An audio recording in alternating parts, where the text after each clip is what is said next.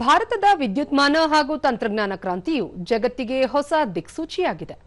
ಅಂತರ್ಜಾಲ ಆಧಾರಿತ ಪಾವತಿಯಿಂದ ಹಿಡಿದು ಬಾಹ್ಯಾಕಾಶ ಸಂಶೋಧನೆವರೆಗೆ ಹಾಗೂ ವ್ಯಾಪಾರ ವಹಿವಾಟುಗಳನ್ನು ಸುಲಭಗೊಳಿಸಿ ನವೋದ್ಯಮಗಳಿಗೆ ಆಸರೆಯಾಗಿರುವ ಸರ್ಕಾರದ ಡಿಜಿಟಲ್ ಹೆಜ್ಜೆಗಳ ಕುರಿತು ಒಂದು ವಿಶೇಷ ವರದಿ ಇಲ್ಲಿದೆ.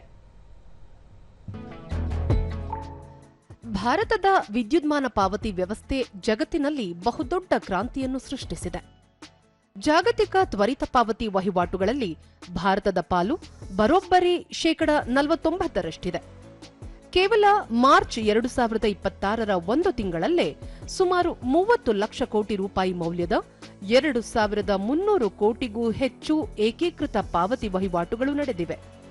ಈ ತಂತ್ರಜ್ಞಾನ ಕ್ರಾಂತಿಗೆ ವೇಗ ನೀಡುವಂತೆ ದೂರಸಂಪರ್ಕ ಕ್ಷೇತ್ರದಲ್ಲಿ ದೇಶದ ಜನಸಂಖ್ಯೆಯ 85%ರಷ್ಟು ಜನರಿಗೆ ಹಾಗೂ 99.9% ಜಿಲ್ಲೆಗಳಲ್ಲಿ 5ನೇ ತಲೆಮಾರಿನ ಅಂದರೆ 5G ಸೇವೆ ತಲುಪಿದೆ.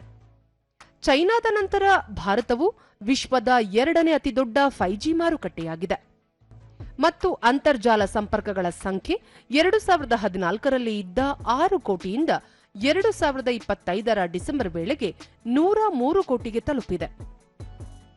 ಬ್ಯಾಂಕ್ ಖಾತೆ, ಆಧಾರ್ ಮತ್ತು ಮೊಬೈಲ್ ಸಂಯೋಜನೆಯಿಂದಾಗಿ 51 ಲಕ್ಷ ಕೋಟಿ ರೂಪಾಯಿಗೂ ಹೆಚ್ಚು ಹಣ ನೇರವಾಗಿ ಫಲಾನುಭವಿಗಳಿಗೆ ವರ್ಗಾವಣೆಯಾಗಿದೆ. ಇನ್ನು ಆರ್ಥಿಕ ಸೇರ್ಪಡೆ ಯೋಜನೆಯಾದ ಜನಧನ್ ಅಡಿ 58 ಕೋಟಿಗೂ ಹೆಚ್ಚು ಫಲಾನುಭವಿಗಳು ಬ್ಯಾಂಕಿಂಗ್ ವ್ಯವಸ್ಥೆಗೆ ಸೇರ್ಪಡೆಯಾಗಿದ್ದಾರೆ ಹಾಗೂ ದೇಶಾದ್ಯಂತ 144 ಕೋಟಿಗೂ ಹೆಚ್ಚು ಆಧಾರ್ ಗುರುತಿನ ಚೀಟಿಗಳನ್ನು ನೀಡಲಾಗಿದೆ. ರೈತರಿಗಾಗಿ 9 ಕೋಟಿಗೂ ಹೆಚ್ಚು ಕೃಷಿ ಗುರುತಿನ ಚೀಟಿಗಳನ್ನು ನೀಡಲಾಗಿದೆ. ಜನಸಾಮಾನ್ಯರ ದಾಖಲೆಗಳನ್ನು ಸುರಕ್ಷಿತವಾಗಿರಿಸಲು ವಿದ್ಯುನ್ಮಾನ್ ಲಾಕರ್ ಆಸರೆಯಾಗಿದ್ದು, ಇದರಲ್ಲಿ 69 ಕೋಟಿಗೂ ಹೆಚ್ಚು ಬಳಕೆದಾರರಿದ್ದು 950 ಕೋಟಿಗೂ ಹೆಚ್ಚು ದಾಖಲೆಗಳನ್ನು ವಿತರಿಸಲಾಗಿದೆ. ದೇಶದ ಅಂತರ್ಜಾಲ ಬಳಕೆದಾರರ ಪೈಕಿ 98% ಜನರನ್ನು ಸೈಬರ್ ಭದ್ರತೆಯಡಿ ತರಲು ಸೈಬರ್ ಸ್ವಚ್ಛತಾ ಕೇಂದ್ರ ಕಾರ್ಯನಿರ್ವಹಿಸುತ್ತಿದೆ. ಕೃತಕ ಬುದ್ಧಿಮತ್ತೆ ಅಭಿವೃದ್ಧಿಗಾಗಿ 10,372 ಕೋಟಿ ರೂಪಾಯಿ ಹೂಡಿಕೆಯೊಂದಿಗೆ 38,000ಕ್ಕೂ ಹೆಚ್ಚು ಉನ್ನತ ತಂತ್ರಜ್ಞಾನದ ಪ್ರೊಸೆಸರ್ಗಳನ್ನು ನಿಯೋಜಿಸುವ ಗುರಿಯನ್ನು ಭಾರತದ ಕೃತಕ ಬುದ್ಧಿಮತ್ತೆ ಅಭಿಯಾನ ಹೊಂದಿದೆ. ರೈತರಿಗೆ ಮಾತೃಭಾಷೆಯಲ್ಲಿ ಕೃಷಿ ಮಾಹಿತಿ ನೀಡಲು ಭಾರತ್ ವಿಸ್ತಾರ್ ಎಂಬ ಬಹುಭಾಷಾ ಕೃತಕ ಬುದ್ಧಿಮತ್ತೆ ಉಪಕರಣವನ್ನು ಬಿಡುಗಡೆ ಮಾಡಲಾಗಿದೆ. ತಂತ್ರಜ್ಞಾನದಲ್ಲಿ ಮಾತ್ರವಲ್ಲದೆ ಬಾಹ್ಯಾಕಾಶ ಕ್ಷೇತ್ರದಲ್ಲೂ ಭಾರತ ಇತಿಹಾಸ ಬರೆದಿದ್ದು, ಗ್ರೂಪ್ ಕ್ಯಾಪ್ಟನ್ ಶುಭಾಂಶು ಶುಕ್ಲಾ ಅವರು ಅಂತಾರಾಷ್ಟ್ರೀಯ ಬಾಹ್ಯಾಕಾಶ ನಿಲ್ದಾಣದಲ್ಲಿ 18 ದಿನಗಳನ್ನು ಕಳೆದ ಮೊದಲ ಭಾರತೀಯ ಗಗನಯಾತ್ರಿಯಾಗಿದ್ದಾರೆ. ಬಾಹ್ಯಾಕಾಶ ಸಂಸ್ಥೆಯು ಇದುವರೆಗೆ 399 ವಿದೇಶಿ ಉಪಗ್ರಹಗಳನ್ನು ಯಶಸ್ವಿಯಾಗಿ ಉಡಾವಣೆ ಮಾಡಿದೆ. ಈ ತಂತ್ರಜ್ಞಾನದ ಪ್ರಭಾವದಿಂದಾಗಿ ವ್ಯಾಪಾರ ಮತ್ತು ನವೋದ್ಯಮ ವಲಯ ಅಗಾಧವಾಗಿ ಬೆಳೆದಿದೆ. ದೇಶದಲ್ಲಿ ಇಂದು 2.20 ಲಕ್ಷ ನೋಂದಾಯಿತ ನವೋದ್ಯಮಗಳಿದ್ದು, ಇವು ಯುವಕರಿಗೆ 23 ಲಕ್ಷಕ್ಕೂ ಹೆಚ್ಚು ಉದ್ಯೋಗಗಳನ್ನು ಸೃಷ್ಟಿಸಿವೆ. ಅತ್ಯಂತ ಹೆಮ್ಮೆಯ ಸಂಗತಿಯೆಂದರೆ 48ಕ್ಕೂ ಹೆಚ್ಚು ನವೋದ್ಯಮಗಳನ್ನು ಮಹಿಳೆಯರೇ ಮುನ್ನಡೆಸುತ್ತಿದ್ದಾರೆ.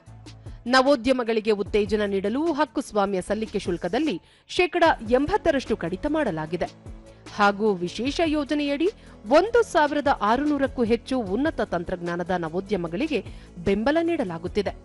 ವ್ಯಾಪಾರ ಸ್ನೇಹಿ ಸುಧಾರಣೆಗಳಿಂದಾಗಿ ಸರಕು ಮತ್ತು ಸೇವಾ ತೆರಿಗೆದಾರರ ಸಂಖ್ಯೆ 1.6 ಕೋಟಿಗೆ ತಲುಪಿದ್ದು 2.6ರಷ್ಟು ಹೆಚ್ಚಳವಾಗಿದೆ. ಪರಿಣಾಮವಾಗಿ ಏಪ್ರಿಲ್ 2026ರಲ್ಲಿ ಈ ತೆರಿಗೆ ಸಂಗ್ರಹವು ಬರೋಬ್ಬರಿ 2.42 ಲಕ್ಷ ಕೋಟಿ ರೂಪಾಯಿಗಳನ್ನು ತಲುಪಿ ಸಾರ್ವಕಾಲಿಕ ದಾಖಲೆ ನಿರ್ಮಿಸಿದೆ. ವಿದ್ಯುನ್ಮಾನ ಗ್ರಾಹಕ ಪರಿಶೀಲನಾ ಪ್ರಕ್ರಿಯೆಯ ವೆಚ್ಚವು ಮೊದಲು 1,500 ರೂಪಾಯಿ ಇತ್ತು. ಇದೀಗ ಅದು ಕೇವಲ 6 ರೂಪಾಯಿಗೆ ಇಳಿಕೆಯಾಗಿದ್ದು, ಪ್ರಕ್ರಿಯೆ ಅತ್ಯಂತ ಸುಲಭವಾಗಿದೆ. ಉತ್ಪಾದನಾ ವಲಯದಲ್ಲಿ ವಿದೇಶಿ ನೇರ ಹೂಡಿಕೆಯು 3 ಪಟ್ಟು ಹೆಚ್ಚಾಗಿ 4.9 ಲಕ್ಷ ಕೋಟಿಯಿಂದ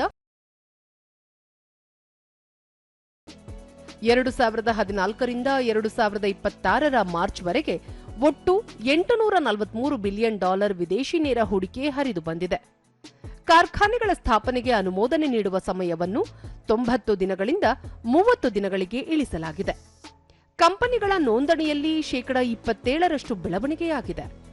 ವ್ಯಾಪಾರ ನಿಯಮಗಳ ಸುಧಾರಣೆಗಳ ಅಡಿಯಲ್ಲಿ 4,600ಕ್ಕೂ ಹೆಚ್ಚು ನಿಯಮಗಳ ಉಲ್ಲಂಘನೆಯನ್ನು ಅಪರಾಧ ಮುಕ್ತಗೊಳಿಸಲಾಗಿದೆ ಹಾಗೂ 4,270 ನಿಯಮಗಳನ್ನು ರದ್ದುಗೊಳಿಸಲಾಗಿದೆ. ಈ ಎಲ್ಲಾ ವ್ಯಾಪಾರ ಸ್ನೇಹಿ ಕ್ರಮಗಳಿಂದಾಗಿ ಜಾಗತಿಕ ನಾವೀನ್ಯತಾ ಸೂಚ್ಯಂಕದಲ್ಲಿ ಭಾರತ 81ನೇ ಸ್ಥಾನದಿಂದ 38ನೇ ಸ್ಥಾನಕ್ಕೆ ಜಿಗಿದು ಜಾಗತಿಕ ಮಟ್ಟದಲ್ಲಿ ತನ್ನ ಛಾಪು ಮೂಡಿಸಿದೆ. ಒಟ್ಟಾರೆಯಾಗಿ ತಂತ್ರಜ್ಞಾನ ಮತ್ತು ನವೋದ್ಯಮಗಳ ಈ ಅದ್ಭುತ ಒಗ್ಗೂಡುವಿಕೆ ದೇಶದ ಆರ್ಥಿಕತೆಗೆ ಬಹುದೊಡ್ಡ ಭರವಸೆಯನ್ನು ನೀಡಿದೆ. ಸರ್ಕಾರದ ಈ ಪಾರದರ್ಶಕ ಹಾಗೂ ಜನಸ್ನೇಹಿ ಹೆಜ್ಜೆಗಳಿಂದ ಸಾಮಾನ್ಯ ನಾಗರಿಕರ ಬದುಕು ಮತ್ತಷ್ಟು ಸುಲಭ ಮತ್ತು ಸಶಕ್ತವಾಗಿದೆ. ಜಾಗತಿಕ ಮಟ್ಟದಲ್ಲಿ ಭಾರತವು ಇಂದು ಕೇವಲ ಅನುಕರಣೆ ಮಾಡುವ ರಾಷ್ಟ್ರವಾಗಿರದೆ ನಾವೀನ್ಯತೆಯ ಹೊಸ ದಿಕ್ಸೂಚಿಯಾಗಿ ಹೊರಹೊಮ್ಮುತ್ತಿದೆ. 2047ರ ವೇಳೆಗೆ ವಿಕಸಿತ ಭಾರತ ನಿರ್ಮಾಣ ಮಾಡುವ ಬಹುದೊಡ್ಡ ಸಂಕಲ್ಪಕ್ಕೆ ಈ ತಂತ್ರಜ್ಞಾನ ಕ್ರಾಂತಿ ಭದ್ರ ಬುನಾದಿಯಾಗಲಿದೆ.